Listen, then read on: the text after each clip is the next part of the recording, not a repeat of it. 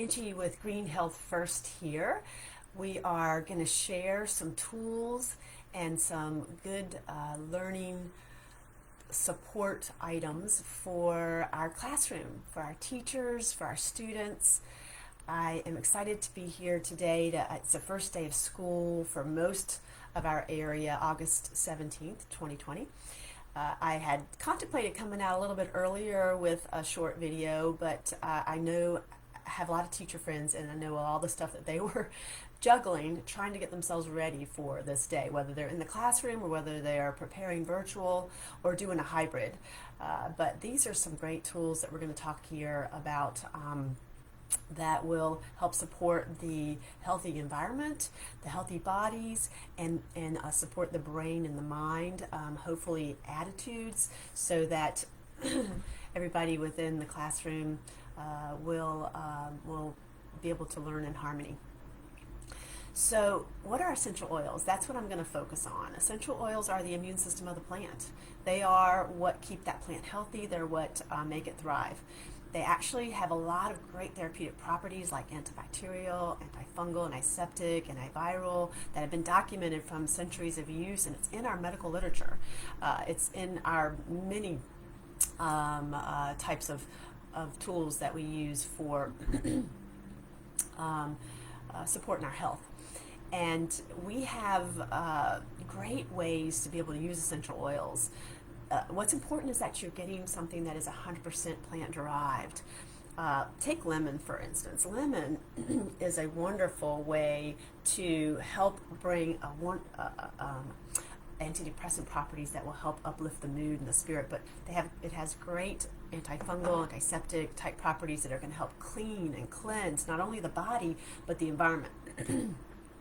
So what's important is that we look at that bottle and ensure that we're getting what we think we're getting, and do the research on the brand that you're getting to ensure that it only is plant-derived material, that it meets the chemical makeup that it should have as listed. So for instance, for lemon here, get back over here. So you can see the chemical makeup down below the green section there, and you can see some of the properties too. So when we know that it meets that chemical makeup, that's what God gave us. It's natural. The brain, as the nose smells it in through those olfactory nerves, it goes straight to the part of the brain and the limbic system that recognizes it and says, I know what this is. I'm going to use it for this way to help bring the body into balance, the body and the mind into balance.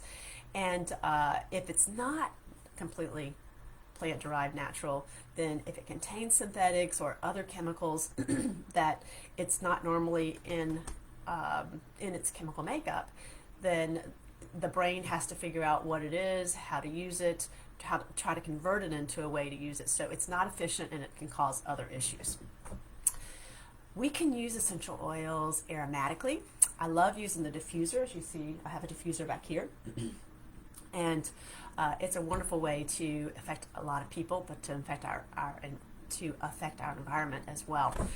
So we can use essential oils to help calm us, to help us when we are feeling a lot of anxiety and stress, which who isn't these days with everything that we've been challenged with. But especially for students, if they have a fear of public speaking, if they don't want to get up in front of their peers and talk, or for students as they are trying to hunker down and concentrate and focus to take a test or an exam. We can use them also to help assist in our memory, to help our brain to focus in. I love using orange and peppermint on my hands, and that is a wonderful combination that's going to help with focus and concentration. We have a lot of other natural plants that we can put together in blends as well. We'll talk about some of them, but you can also reach out to me to talk about other blends that you may want to explore for your use in the classroom or even at home. So especially if we're doing virtual learning too, and we're having to be parents who are working as well as parents who are trying to keep our students on track. So we can also use essential oils to help with cleaning, as I mentioned, to help boost our energy levels, to help us really get our mind and body in sync, so that we are ready to learn, but not make us hyper. So we don't want to use a lot of those energy type things that are out on the market now, that contain all the caffeine and sugar. We want to use something that's going to be natural, that's going to bring that body and mind for focus and concentration, for calming. We also can use the essential oils for cleaning. I use a spray bottle like this, and I use a blend that's called that contains orange clove, cinnamon, eucalyptus, and rosemary. And this blend actually was used to clean MRSA from an operating table, and for 7 days MRSA would not grow. So this is the blend, and you can see that it does have antibacterial, antifungal, antiseptic properties in pretty much all the components that are listed there. The blend is a wonderful way to have a nice fragrance. It's going to be uplifting because your orange has those antidepressant properties. Actually, all of our citrus oils do. So they're wonderful for calming that anxiety and stress, uplifting those heavy feelings, helping us feel a little bit energized, but ready for the task at hand, to hopefully accomplish the task at hand. Another great option for concentration, focus, and calming is lavender. And lavender with our citrus is a great combination to put in your diffuser. Lavender has very strong antidepressant properties, but also it has antihistamine properties. So it's wonderful if we are dealing with seasonal threats, if we are having allergy issues, if we do have some sensitivity to some of the cleaning stuff that we have to use because of where we work. There are maybe some mandates, like in the medical field, or even with some of our schools, that you've got to use Clorox, or you've got to use certain cleaners that are heavy in chemicals, that many of them are synthetics. In fact, I want to talk about that just briefly. When we are looking at these particular products that have been out on our market and that we've used in our homes for many, many years, this is some information that is very eye-opening. So a study was published in the Environmental Impact Assessment Review Journal that states that 25 best-selling cleaning and personal hygiene products emit an average of 17 chemicals each. Emit. That means it's, we're smelling it. It's emitting it into the air. Researchers analyzed 25 popular fragranced consumer products, including cleaners, all-purpose sprays, deodorizers, air fresheners, and disinfectants. These products contain volatile organic compounds that are classified as probable carcinogens. That means that they are cancer-causing, probable cancer-causing agents, volatile organic compounds, for which there is no safe exposure level. And so when they're emitting them, this is according to the EPA, then you're getting that exposure because you're smelling it in. But if you're using it personally, that's even worse, because it's going straight into your bloodstream, when you put it on topically. And what's your largest organ in your body? Your skin, right? Your skin. So it can really affect that skin negatively. Rashes and things like that can occur, but just it's going straight into the body, into the bloodstream. It's going internally, and that's what's important too about looking at your bottles. If they say on there for external use only, or not for internal use, and it is something we can ingest, lemon, any of our herbs or spices. We get that essential oil when we eat the fresh herb or spice, or the fruit or the vegetable. The oil sacs exist for helping keep that plant healthy, as I mentioned, but we get that essential oil, and that essential oil actually contains a lot of great antioxidants for our food sources. But we are getting it internal when we eat our foods. So if it says on the bottle, not for internal use, you got to go, okay, why? What else is in it? They don't have to tell you a lot of times, just as we're seeing here on this data. Or on this information that's given on my teacher's worksheet, is that most of these volatile organic compounds are not even listed in the ingredients label. So it goes on to say that virtually none of the volatile organic compounds emitted or even on the material safety data sheets, especially for our cleaners, those usually always come with some sort of, with a material safety data sheet. A lot of people know them as MSDSs. Even more alarming, about half of the products made some claims of being organic, of being natural, or being non-toxic. And that's really scary, but unfortunately that's the way our FDA has allowed many of the definitions out there for these particular words to be diluted. And so natural does not mean even that it is naturally plant derived. It could be synthetic, but called natural. Don't want to go into why that's allowed. It's just the way the FDA works with respect to labeling, and unfortunately lots of things can be hidden under natural or non-toxic. So cleaning supplies that can be hazardous to your health,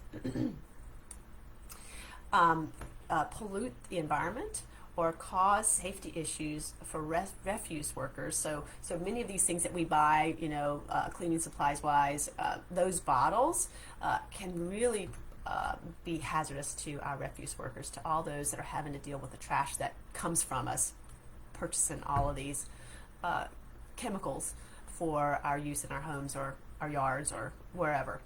And there's no proof that they're any more effective for doing what we're trying to do, and that's to clean our environments and clean our bodies.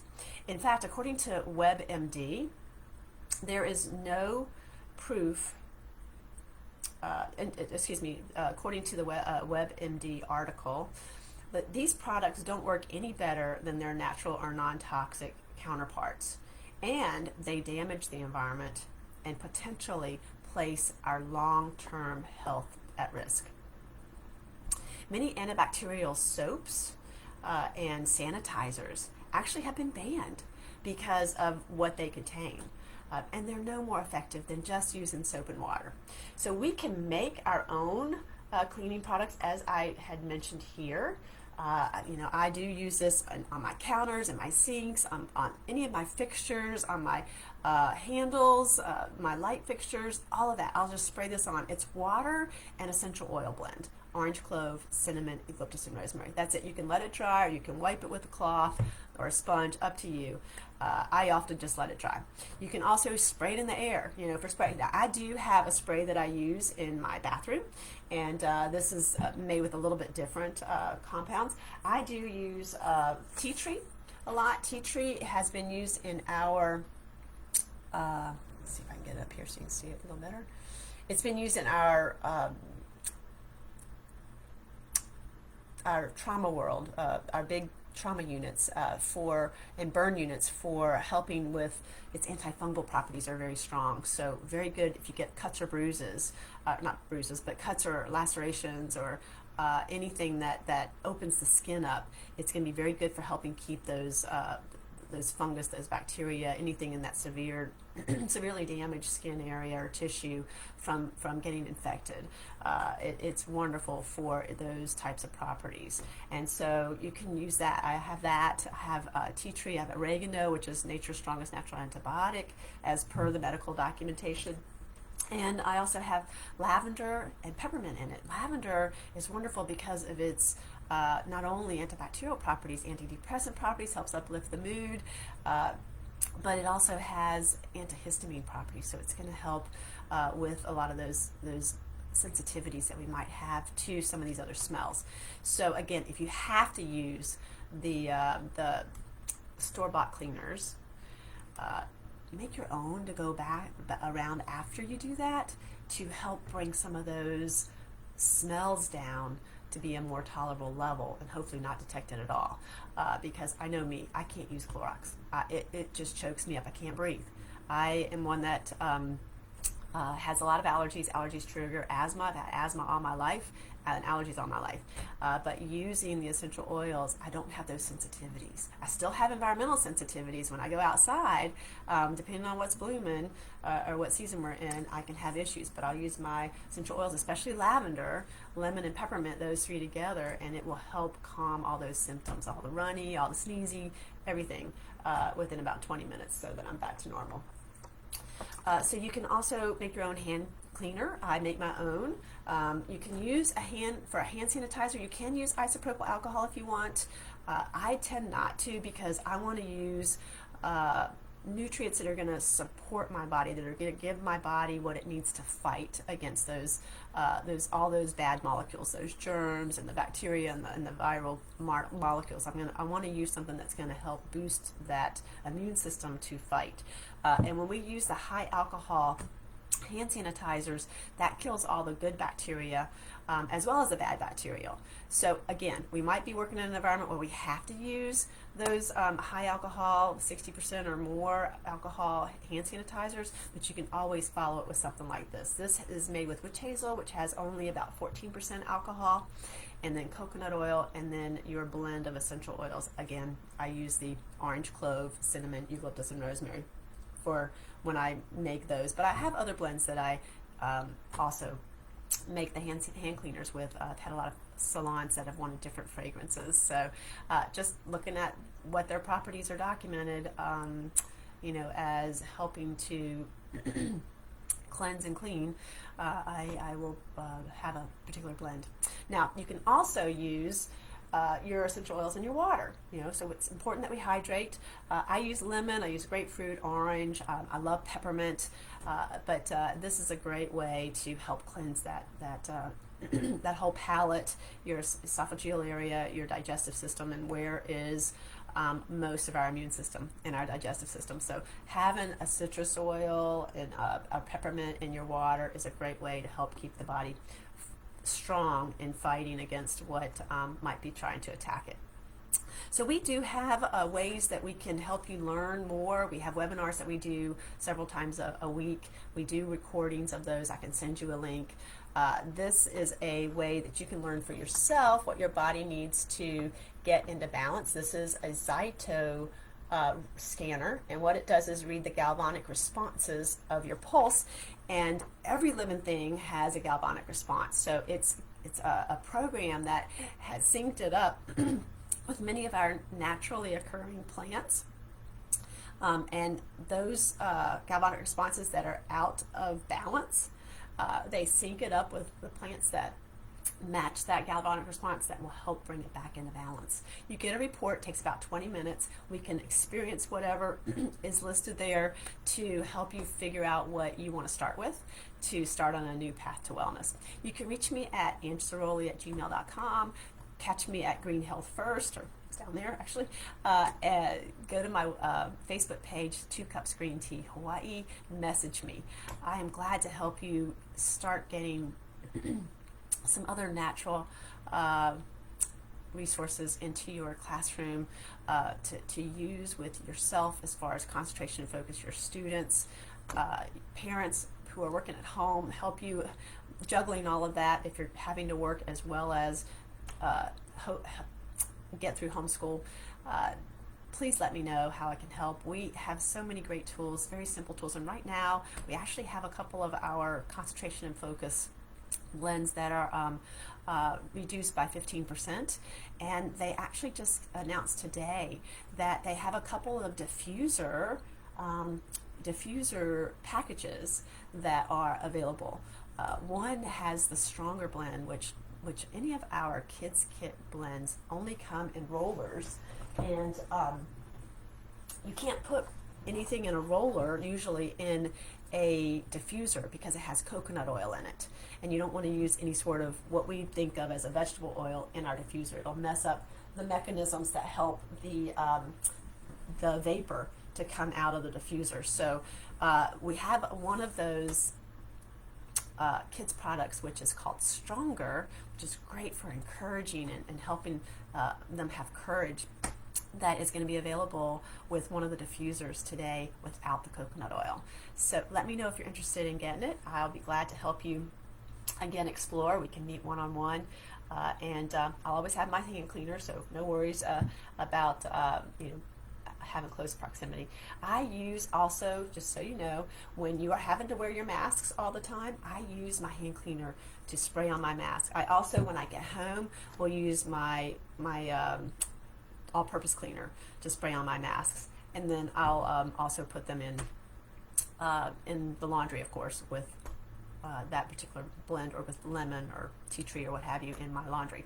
But this is a great way, using spraying this on the inside and the outside of the mask to help you breathe in good, clean, natural aromatics when you are having to go in and out of different places.